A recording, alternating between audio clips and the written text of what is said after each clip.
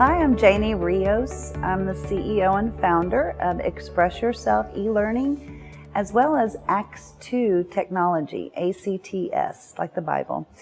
And I am from Dallas. I've been in business for 10 years, and I love helping women get stronger and building businesses and making family their priority.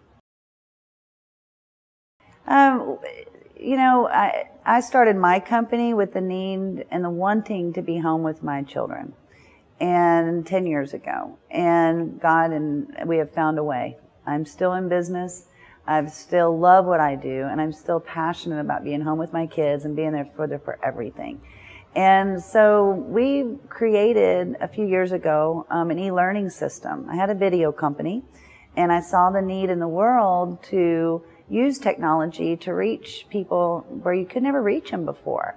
So I took that experience and created a company, an e-learning company, where I could be home with my kids, make them priority, but still make a substantial income from home. And so now what I do is I really reach out and I help people, help women mainly, prioritize and really figure out what's important in their life. And for me, it was my family. And I really feel it's important. We've gotten away from, our working and our children. And so when you prioritize what you really, really want, and you really look at what's going to be lasting and what's the legacy, it is to raise really neat kids and be there for them. And still, you can have a business. You still take your passion. I took a passion, what my passion was for hurting people around the world, and created a business for that. And I'm still able to be home with my kids. So to do that, you have a business that brings your passion in, your skill set, and then you align your business with that. And you'll be very successful, and you'll be happy, and you're able to prioritize what's really important in life. It is. I've had my business 10 years. We've had the e-learning, a portion of it, for 5 years. So, it's not easy. I don't get up every morning and go, Mary Poppins, today I'm going to make lunch for my boys. And no, I've got things to do. I've aligned, but I've used time management well. And that's how I can put it. In the mornings, I get up early. I spend that time for me. At 6 o'clock, I'm up before everyone else. I read, I meditate, I do yoga, and I pray about the day. And then my kids get up. I make them breakfast. I get them off to school, and then guess what? I've got 8 hours, 6 hours. And so I don't just, sit around. I work. I go on appointments. I call people. I prioritize my day just like anyone else would. They get home at 2:30. I quit working. I'm there for them. We do homework. I do snacks. Now they're at the age, now they want to be out with their friends or be at the games. So, I've got a life outside of the children.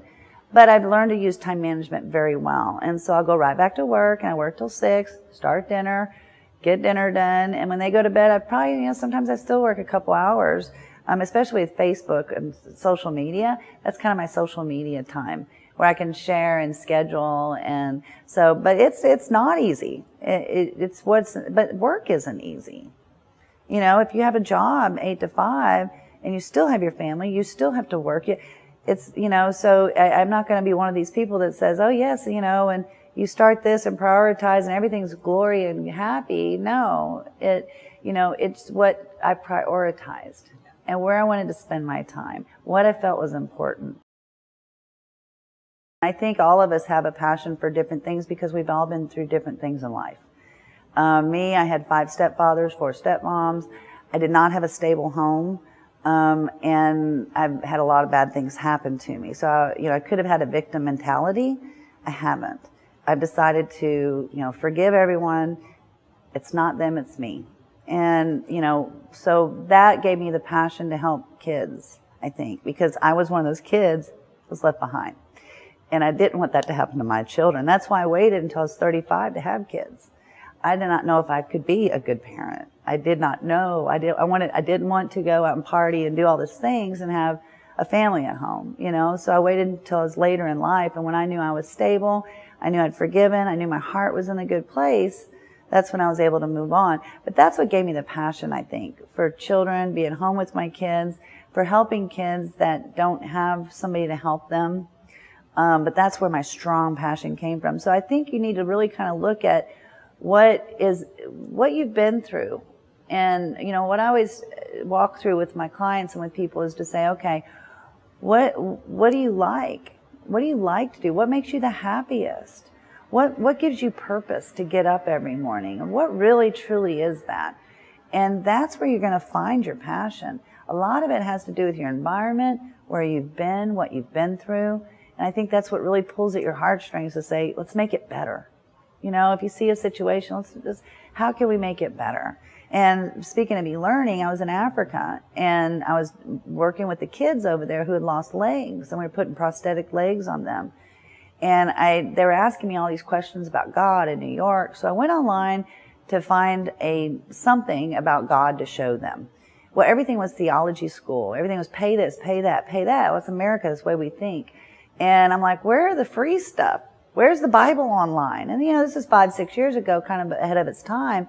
But when, you know, the e-learning that I came back with was $25,000 per course.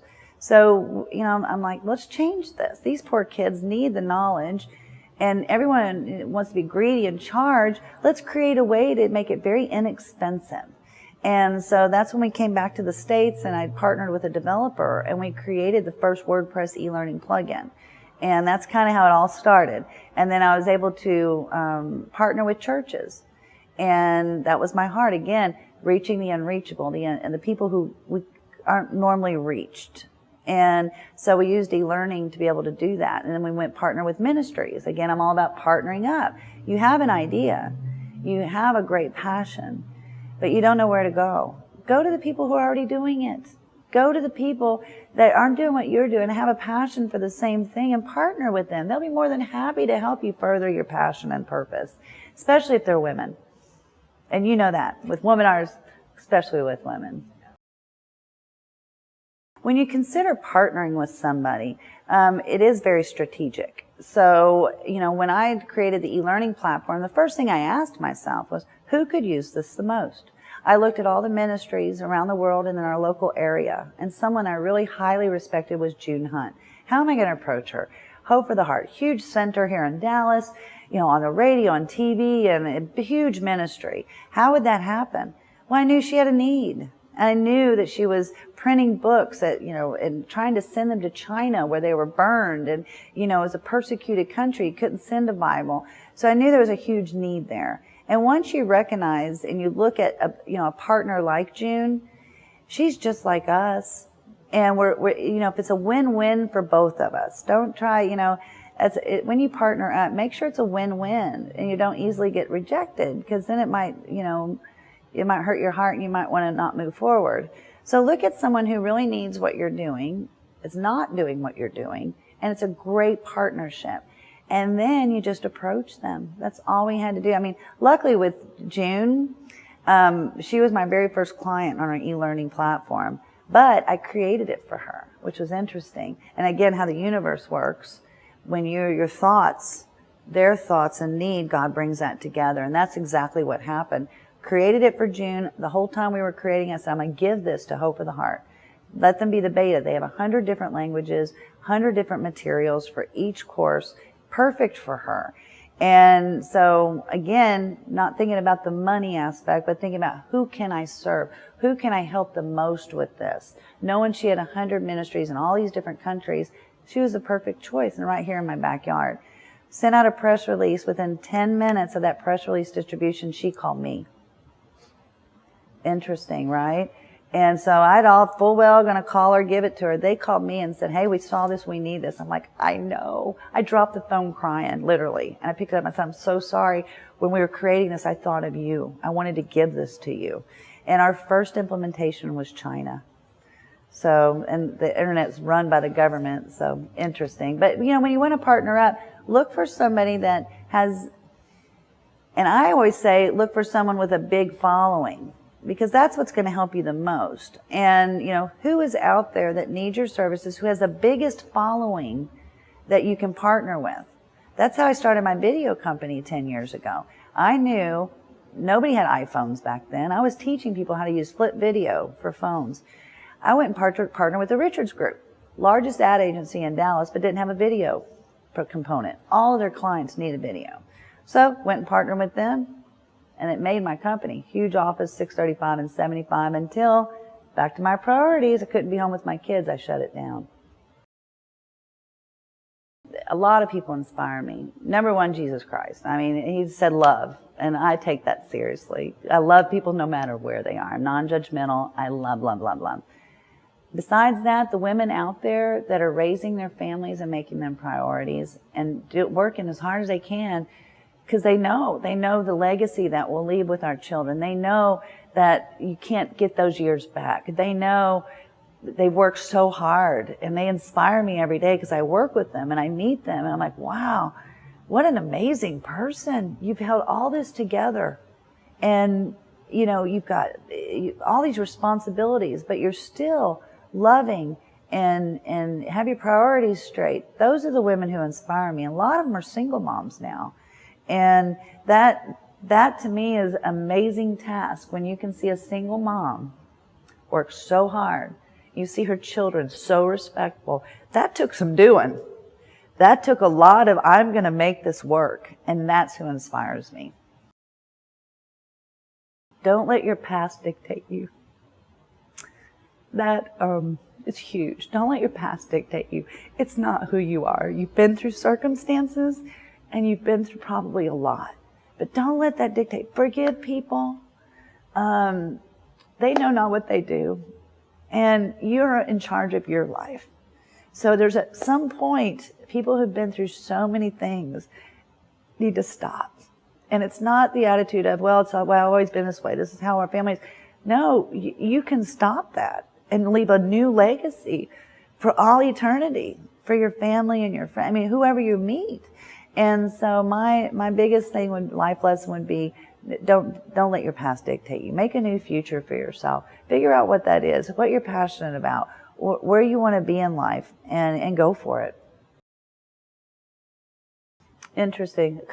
Quite a few things, but the one that comes to my mind that I'll pick, because I am on this protect your family with I Am Zena, and but I was told I couldn't have children, and I waited so long, and when I was ready, then I told I can't, and it was devastating. I couldn't talk for months, and I just was like, wow, and I blamed myself waiting for so long, and all these things, endometriosis and all this, but since then, I was able to adopt my kids.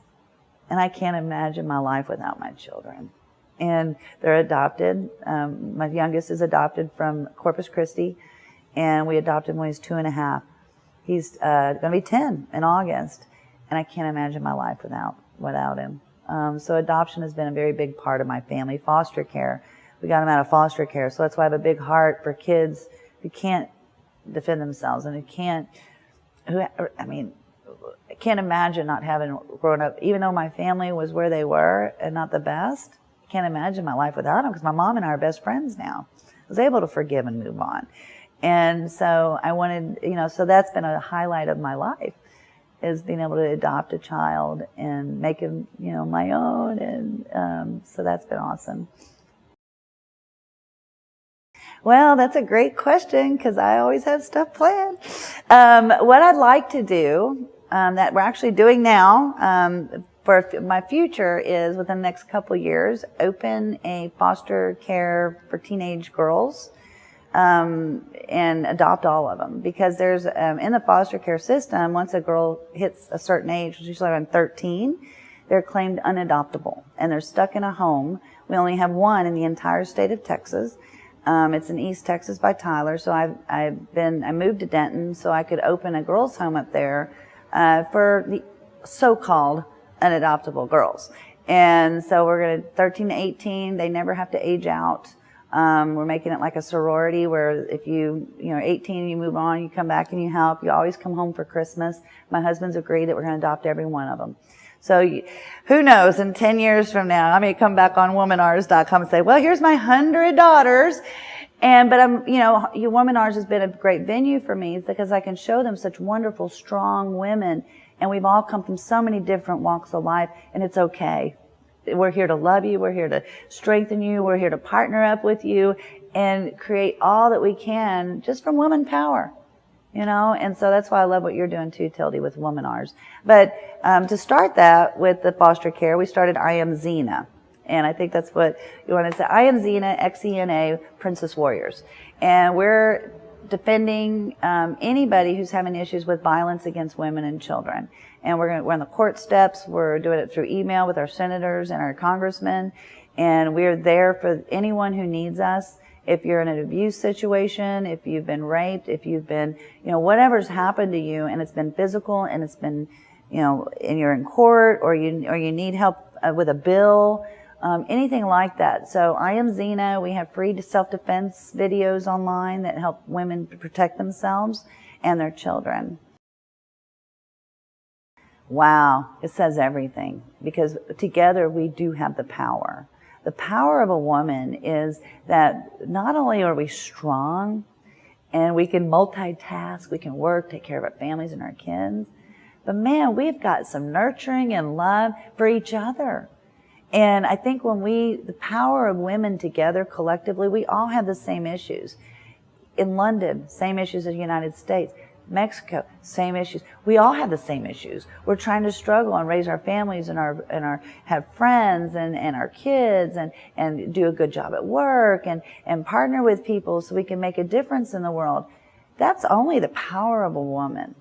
And because we can take our mind from the money and greed and things like that, we have this nurturing respect to us. And I think if we all collectively did that power together, the power of woman, you couldn't stop us. You can't stop us. Well, this was a question that I'm I told you on the way in here, what is my legacy? What do I want my legacy to be? I want people to look at my life and know that one person can make a difference. I teach that to my kids all the time. Cesar Chavez, one person, made a huge difference in the world. Mother Teresa, one person. So I want people to look at me and go, wow, one person made all this difference. They helped so many kids and so many people who didn't know, couldn't be reached.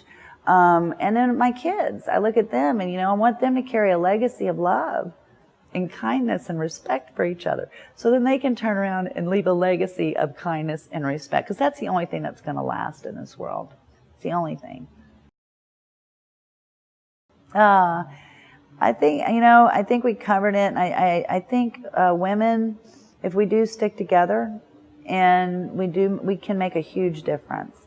And partnering would be the best thing ever. And not be so secluded in our pods, as I call them. We need to come together collectively. And when we can do that in numbers, only can we make a difference.